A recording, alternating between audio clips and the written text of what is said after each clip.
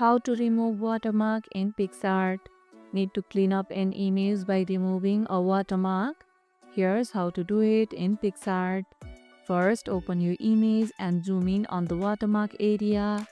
Use the clone tool to sample nearby pixel and paint over the watermark. Alternatively, try the remove or heal tools for a quicker cleanup on simple backgrounds. Take your time to blend it seamlessly into the surrounding area. When satisfied, click apply and save your clean new image. Have you ever retouched old photos to remove marks?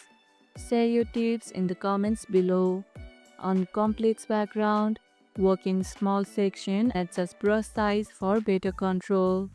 And that's how you can remove watermark in Picsart. And if this video helped, hit the like button, share it, subscribe and leave a comment. Thanks for watching and I'll see you in the next one.